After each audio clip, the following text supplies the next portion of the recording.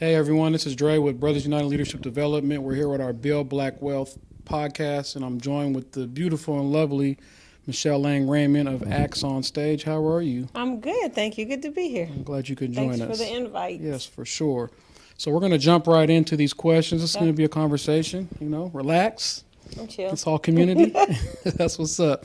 So tell us a little bit about yourself and the industry that you're in, and the background. A little bit of background of how you got into that. Yeah, sure. So I guess I'm here as a co-founder and representative of Acts on Stage Theater. Um, it opened in 2020, and so that's the industry that I found myself in now, the performing arts, the creative arts, and yeah, that's where I'm making my home. It's a beautiful thing. That's what's up. So, did you always want to be in theater? You know, so so if you look at the timeline of my jobs in my life, then somebody would say, well, no, because at some point theater became the thing, but for a long time, you wouldn't have seen that on my resume. But I think if you really sort of swim deeper into the line, into the words and the descriptions of the jobs that I've had over my life, I think you would see that the arts, the performing arts, the creative arts were always a part of what I was passionate about, right? And I think so to some degree, it's always been like what woke me up and what made me want to do. Like any job I've ever had, I always looked for how it could be done more artistically. And so I think to some degree, yes. When I grew up in the South, and I'm part of one of the Mississippi families where you would have a backyard, and all the cousins would go out to the backyard and put on talent shows for the older people. Right. So I feel like to some degree, the value of the arts was like literally in my culture, in my family's culture, right? And then we moved up to New Jersey and New York, and my mom used to take me to see shows on Broadway. And I remember, like, I saw the original Wiz and the original For Color Girls, and I saw the Jacksons, right, in New York, and I saw Miriam Makeba in New York, and I just remember being in those spaces as a little kid, just being engrossed in the artistry, right? And the beauty of it, the magic of it. They call it theater magic or show magic. I just remember being taken by the magic, not just of what like was happening on the stage, but what was happening in the audience, right? Like for this hour or two, this idea that people felt some kind of unification or synergy or energy that made us all better, and that something that the artist produced could create that in people, could create that kind of community in people. Um, I do think that I was gripped by that as a kid. Like as a kid, I thought, wow, how do they do that? And I always want to see that happening in the world. So on one hand, everybody, I think all of us, and while we're in college or whatever, you're blessed if in your young adult age you get to start working in the field that is your passion. But I think most of us probably take journeys that are a little off the path, while you find that path. So Well, it sounds like you went down a path from home and then ended up back home. Like this is really who you are at your yeah, core. Is what I'm hearing is yeah, really about the community and really how you were. It was ingrained in you. yep. And you talked a little bit about our next question, but I'm going to ask it anyways. What is your motivation to continue the work that you do, and like who or what do you do it for? Yeah. One of the I think I have a couple answers for that. I think one of the values of Acts on Stage is that we believe the arts are divine, right? We believe the arts are a divine gift from God, that are not utilized as much as they should. And one of the reasons why they should be utilized is because they just allow us to process life from a different filter, from a different way. Like we get, especially as adults, we sort of get in ways that we just think about life, and we think about life in terms of facts and figures, right? And so how we feel gets set aside, or how we process things gets set aside, even though how we feel about things is just as valid as those facts and figures, right? And so one of the motivations I have for the arts is because I know that it creates awareness, mindfulness, thoughtfulness that you just can't get anywhere else. And I think people who are active in the arts, I don't know. I feel like they are just more in touch with the human experience, maybe, than some. And that doesn't mean that they have to be an artist all the time. I just think when we engage the arts, something about it helps us touch the human experience more. So that's one of my motivations. I just think the arts are divine in a way that nothing else is in the world. So that's motivating. I think what the arts do to audiences is another one of my motivations, and what we get to do, particularly at Acts on Stage, what we get to do in the life of artists is part of my motivation. We just closed a show with Tia and Nashay. It was right? beautiful. Spoken. Thank you. The crew Thank you. came out. It was beautiful. The brothers came out. We just closed a show with Tia, and night after night after night, we saw how her show impacted the audience. Right, we have a signature at Acts on Stage where we close every show where the director comes out and speaks to the audience. And so the director of the show, our artistic director, is Isaiah Anderson Jr., and he comes out and he brought Tia out, and he just has a little chop it up with the audience. And night after night after night, people talked about just how they were touched and how they were healed, right, and how they were transformed, right? So that's a huge reason why we do it. Like the potential for what it can do for the audience. Now, what the audience didn't see, they saw it because of the show, but what the audience didn't see, which is another motivation for me, is how that journey of creating that show impacted Tia. Right. Right? And so for 2 months, a little, even over 2 months, Tia, as an artist, essentially workshopped her show with Isaiah, with me, with her family probably, where for 2 months she had to spend time really thinking about, how do I create something that is valuable and meaningful? And Isaiah will tell you, she always said that she wanted her show to have healing, right? And so that doesn't happen by accident, right? The artist has to go through a process. The artist has to do that work for that to happen. And so one of my other deeper motivations is knowing when artists really do that work, they really become purveyors, I think, of healing or challenge or awakening in a way, again, that no other art form, that no other form of delivery can do. And so I think those are, I'm a girl, so I have a lot of words, right? Those are some of the ways that I would say I'm motivated every day by this work, just the divinity of it, the way it impacts audiences, and the way that it journeys artists. Yeah, it's dope. The show was dope, definitely touching and healing for everybody, I think, who attended. I was able to hear the talk back and been to other shows, and I think that's a signature, that really where you guys are creating community, not just come get the show and we'll see you later. Yep. That you guys are actually engaging people in community conversations. And that is a huge thing for us, right? We want to move audiences from being consumers to being contributors. We want audiences to feel like they are participating in an experience, not just consuming it. I think somewhere in society, recent years, 20, 30 years, audiences of all kinds have just kind of become consumers, especially theater, because there is sort of this way where the stage is there and the audience is here, and so the audience sits there and just consumes. Unlike concerts, where a lot of times the audience is sort of wrapped around the stage, and it's you feel like the community of it. Well, at theater, you have to create that in different ways, and so for us, that after show conversation is honestly a part of the reason why we do it. Right. We want community to be at the heart of what we're doing. Dope. So can you describe your journey? You talked about different, just with your family, you talked about your education, you talked about the other jobs you've had. Like, can you talk about your journey towards success and what has been some of the biggest lessons that you've learned in that journey? Did I talk about my education? Well, you talked about just like going to school and different stuff. I mean, you didn't drill into it, but I picked up that you were talking about your education. Yeah, and I say that because honestly, based on my education and Isaiah, who's again our artistic director, neither of us should have this job or this theater. Neither of us have formally gone to school for this. But again, the education of pursuing our passion in it, I think, is what has qualified us for these positions and these roles.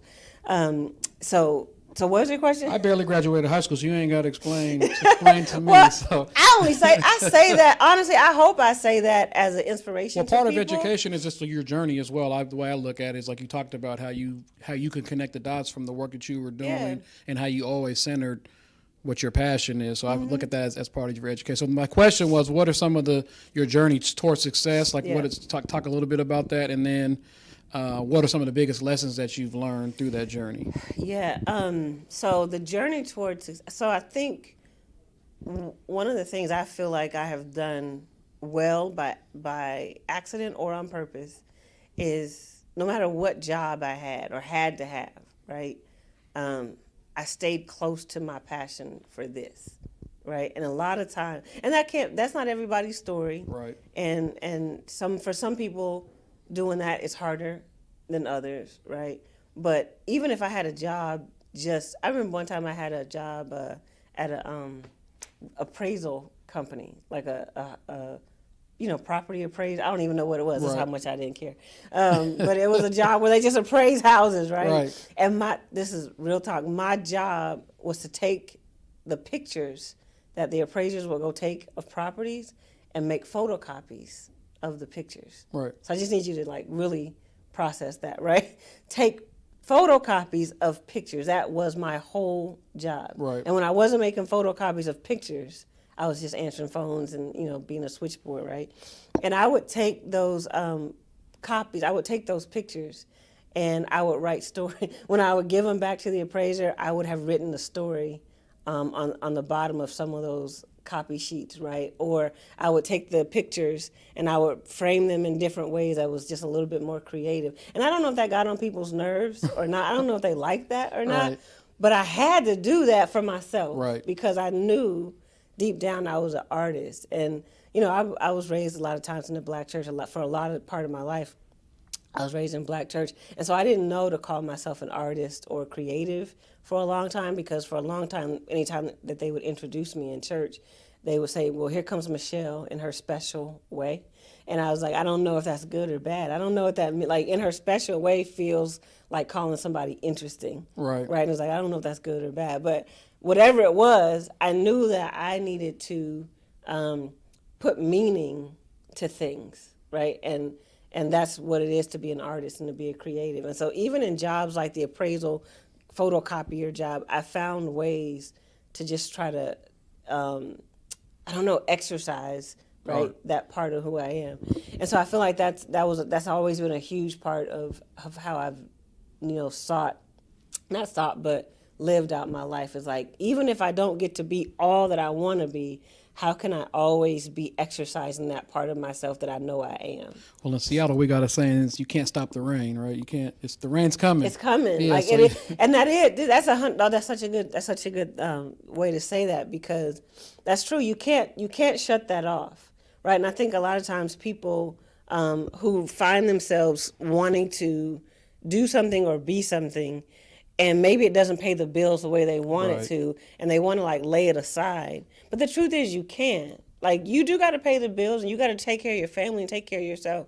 But if there's something in you that will not cease, then rather than constantly try to suffocate it every day, let it live. Right. Find a way for it to breathe. Find a way for it to grow. Find a way for it to have life, because it'll be life-giving to you.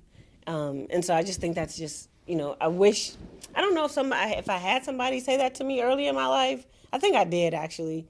Maybe not in those words, but I think somewhere I knew that you have to let that part of yourself live. Yeah, and that's hard when you're dealing with capitalism because you is. got bills to pay, and it's difficult, and you're trying to fit into whatever system you're in to try to thrive in there to not feed. So I guess that's a great lesson towards success, is actually to make sure you're not shutting off who you are.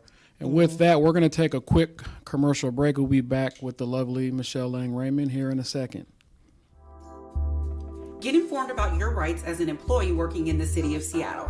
Check out Build's labor law information at www.build206.com/labor standards today.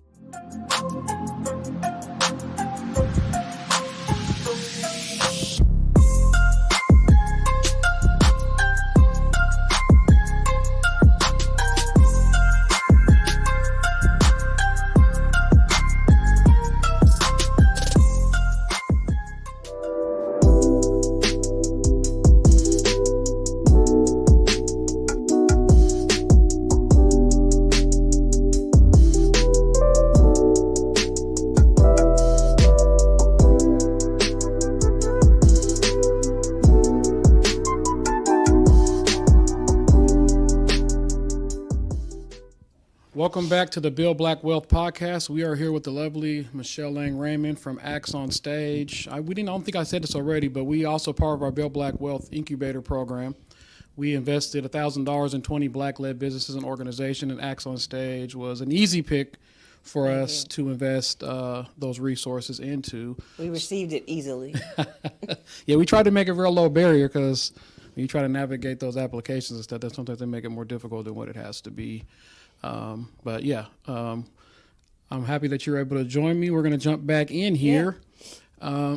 What resources do you think are needed by others in our community to succeed in business or run an organization, et cetera? Like what resources do you feel like are most needed? Yeah, I mean, you already mentioned how you guys gave us some money. So, anybody who doesn't say money in this question is not being honest. So one, you need money. You need money, whether it's large sums or small sums. You need money to do what we do. But I think the second thing that we have to have is relationships, and I think people really undervalue the value of relationships, and not just relationships, but relationships that are mutually beneficial. Right? Sometimes you can lend to somebody, and I'm not just talking about money, you can lend the value of who you are to somebody, and then sometimes they can lend that to you, right? And you don't always get to pick and choose, and it's not always you give, I give, you give. Right. Sometimes it's you give, and now I can give. Right. Sometimes it's not equal, and it's not, what's that word, predictable, right, how those relationships are going to fare on each other. But you cannot underestimate how important relationships are, because you can spend a lot of time developing something, right? Developing an idea or a product.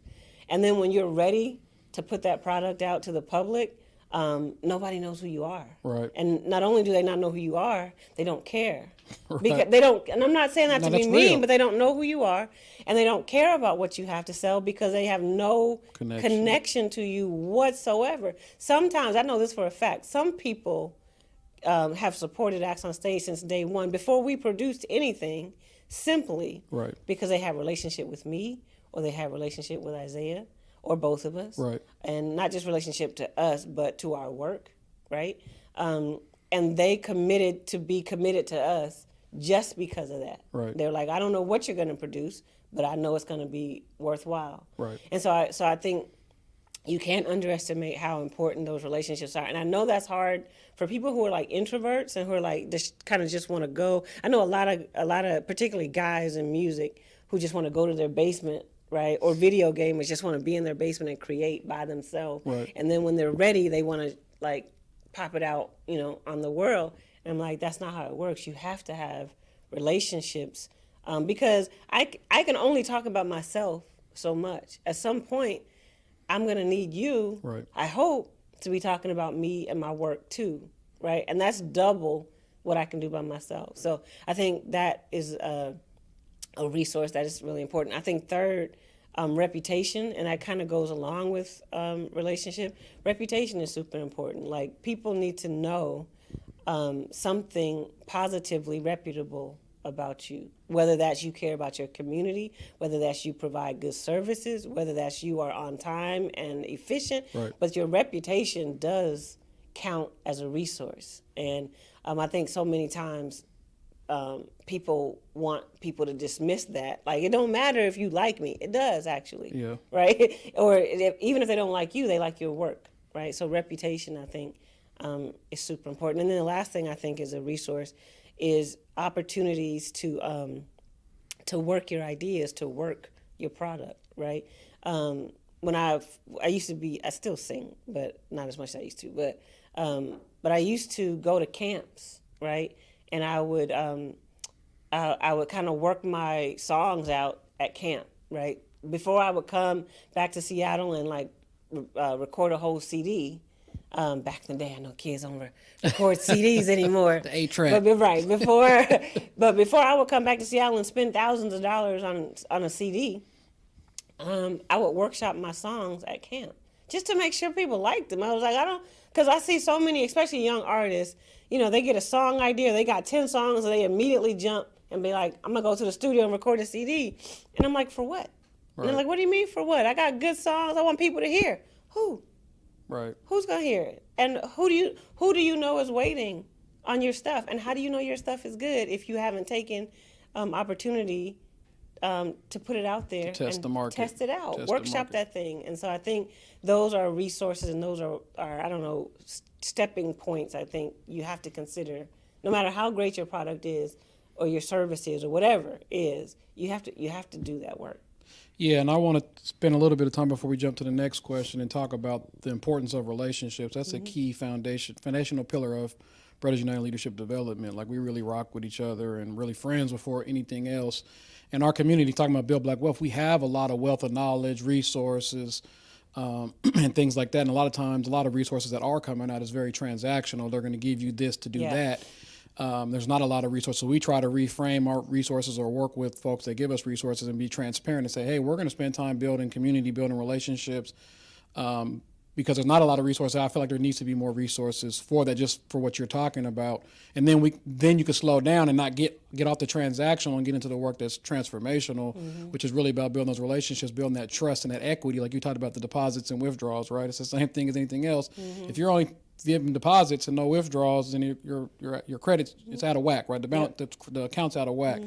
But everything's not all about money. People can volunteer, people can bring food, people can watch kids, people can do arts and crafts, people can do, even this simple stuff, share what people are sharing out there, because they know what it's about. And so really, making sure, I really agree with that. And it's one of our core foundations with Build is really making sure that we're able to leverage the resources that we have in our community. And I think that's what's going to get us to Black Wealth. It's not just injecting. You can give us a bunch of money, and we've seen the money be injected and the relationships weren't there, and then people start fighting, and capitalism starts kicking in its mind and this and that. But if you got relationships, then we feel like that could be leveraged. Yeah, and it's greatly. not always looking at people and looking at those relationships for what can you do for each other, right? Right. But like just genuinely Right.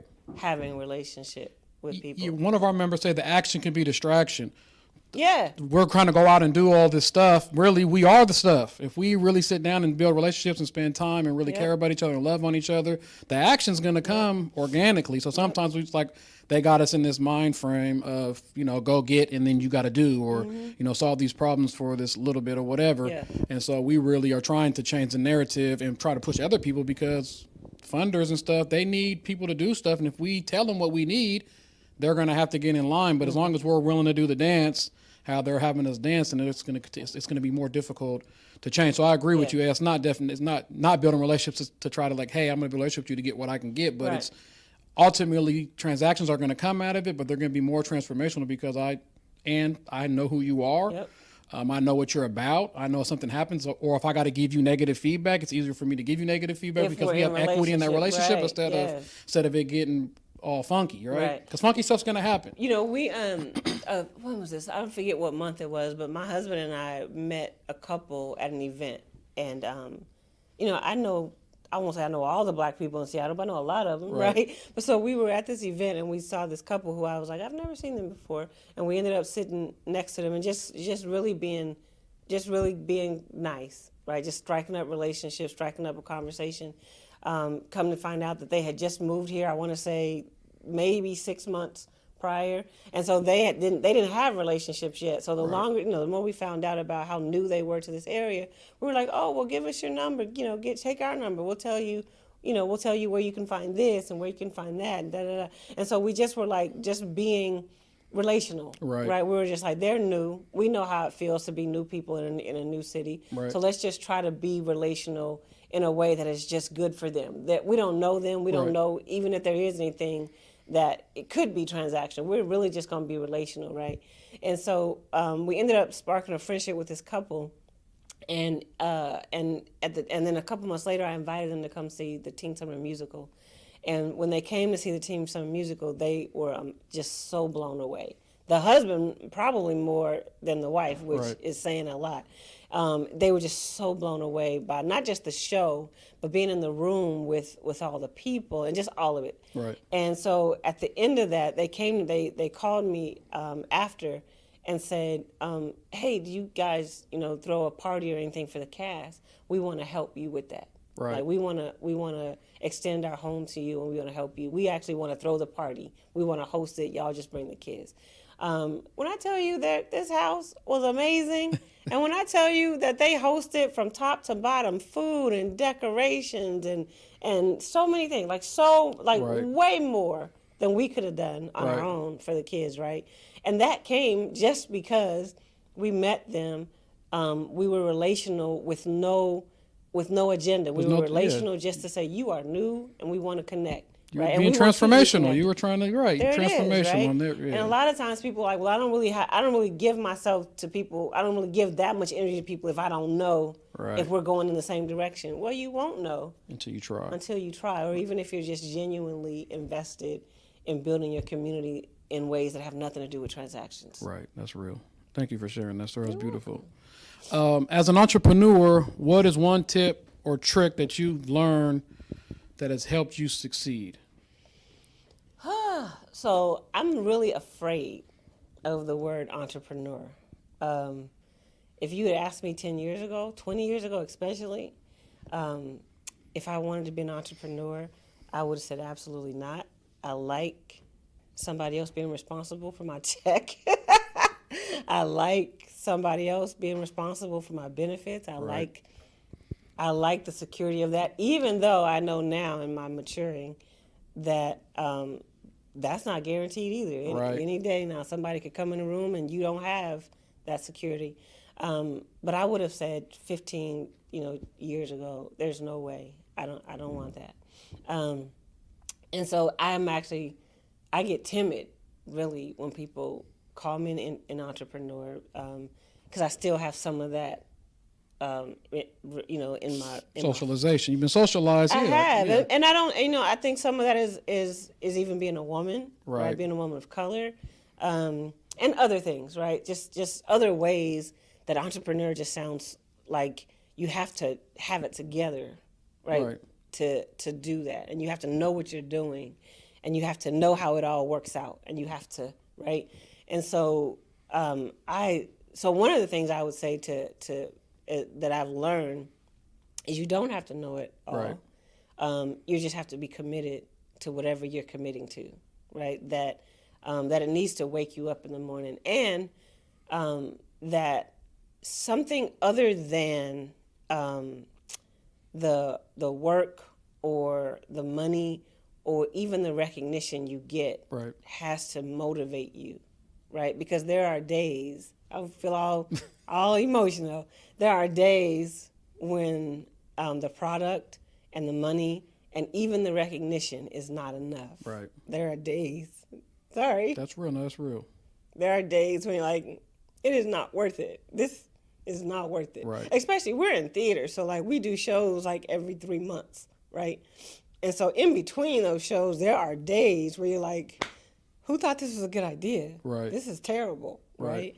But then Tia comes to you and says, I want to trust you with my idea, or I want to trust you to produce my show, right? Or again, you meet a couple that just moved here from Atlanta and they couldn't find community, and you brought them to it. You know what I mean? And so you have to love those parts of whatever you are entrepreneuring more than you love either the money that you hope to get or the recognition that you hope to get or just doing the work or even just being your boss. There has to be something else about it that you love more, right? And I think for me, I love people, I love the arts and what I believe they do, and I love how God shows up, right, in what we do. And so that motivates me when the other stuff isn't motivating. That motivates me. I think your actual question, I don't know how I got on that, but your actual question was what lessons have I learned? I think some of the lessons I've learned is pay attention to the numbers, right? So this is kind of counter to what I just said. So you got to know what intangibly motivates you, right? Right. But while you care about what intangibly motivates you, you have to pay attention to the numbers. Right. You have to pay attention to your budgets, right? You have to pay attention to your engagement numbers. What I mean by that is, if you throw an event and only 10 people come, you have to own, and you meant for 100 people to come. Right.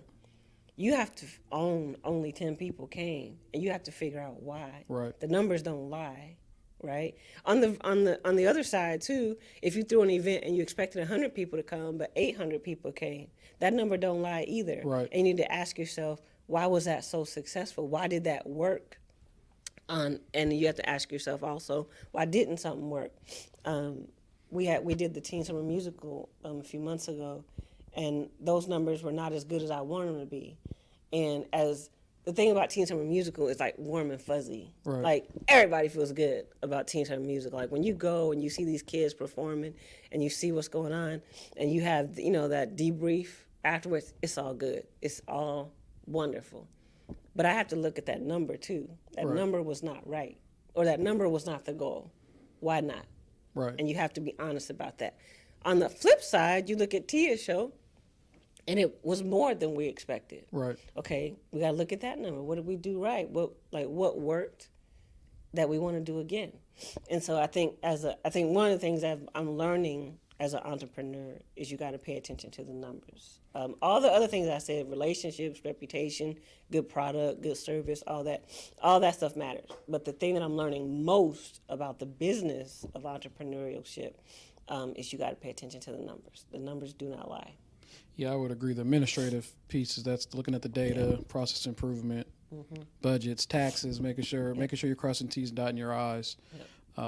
But give yourself some grace. We're coming out of COVID. Yep. So if people are trying to figure out how to get out and move around and all that. So I went to the summer musical. I went to it twice. It was dope. Yep. It was a good. It's always gonna be dope. Good, warm and fuzzy. It is. So yeah, it was Even dope. for grown men, it's a good time. It is. So what's the best advice you could give someone who's just trying to get started in organizing or community or business? Like I think you shared some beautiful gems I think already, so. Oh man. The best advice I can give, I feel like I've shared some of those things already. I would say support other people is another piece of advice. Don't be so just into your thing. That's the only time people see you, right? But I would say support other people. And then I think I would say too, when people come to say they want to support you, believe them. Right. I think a lot of times, we get humble, or we pretend to be humble, and when people come along and say, "I want to support you," you kind of like, yeah, you just kind of shoo it off. But if people come to you and say that they want to support you, own that. Right. You know what I'm saying? Like own that, and you might not know how to utilize them in that moment. But hold tight to that, like hold on to that, and as things come up, know that there are people who want to support you. That's honestly how Acts on Stage got here, right? Somebody came along to me and said, I see what you do. I see the work that you do. I see the way that you work. I see the way that people engage you. I see the way that you engage people, right? And honestly, this is a lot of people don't know the Acts on Stage story, but in short, somebody came along to me and said, if you had funding, what would you do? And I was like, why are you even asking me that? And they're like, because I see you and I see what you do and I see how you do it and I see how people respond and I see what you connect yourself to and I see how you move, and I have the capacity to underwrite that. And honestly, Dre, when they first came to me, I was like, well, what do you want me to do? He's like, I don't want to tell you what I want you to do. I want to know what you want to do. And I threw it off. I was like, and if you can't tell me exactly what you're going to get me this money for, Right. if you can't tell me exactly what's going down, I'm good. I'm going to stay at my secure job at the university. I'm good. And it took 2 years. It took 2 years for me to take him seriously, for me to take that offer seriously, to the point that I woke up one night, woke up in the middle of the night, and I say it was the Holy Spirit. Really, I was pissed. and I felt like I was angry, and I woke up in the middle of the night, and I was like, why am I angry? Like, what am I angry about? And I know this is not the show, but let me just say it. I just have to say it the way go I ahead. mean it. You're good. I woke up one night, and I had on what I felt like was a spirit of anger. I just woke up in the middle of the night, and I was just mad. And I was like, what am I mad about? Like, who pissed me off today that I didn't check, right? I was like, like what moment went unchecked, right? What didn't I do today? Like, why am I so angry? And I'm not an angry person. So for me to sort of feel like I woke up angry, it was like, this is different. And I just asked God, I was like, what's going on? Like, why? And I eventually fell back asleep.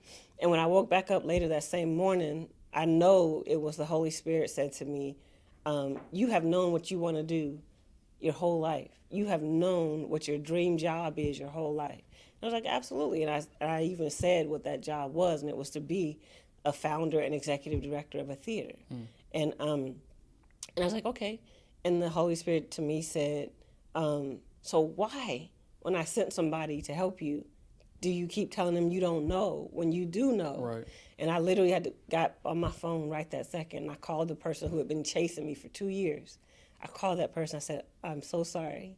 I think I just finally got what I might have should have got 2 years ago. I think I just finally got it. So can we re-engage that conversation? And within 6 months, Acts on Stage largest big investment was made, and we were able to start.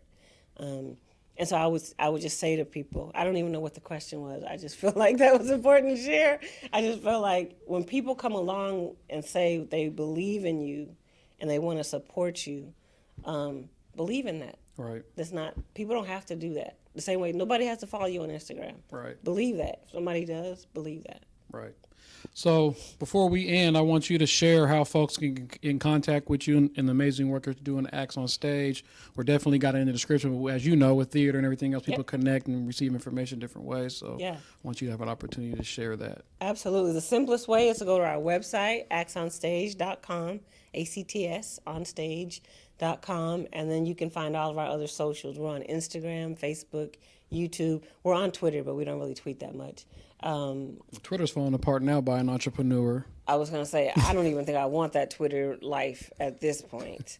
So don't find us on Twitter. Just find us, honestly, on Instagram and Acts on Stage. I mean, and Facebook. And then come see a show. We have a building in White Center, Seattle. Come see a show. Get on our mailing list and find out about our shows, and then come through. Well, thank you for joining us. Thank you. Again, thank you for being part of our community and the community. Once again, everybody, this is Dre with the Build Black Wealth podcast. Until next time, peace.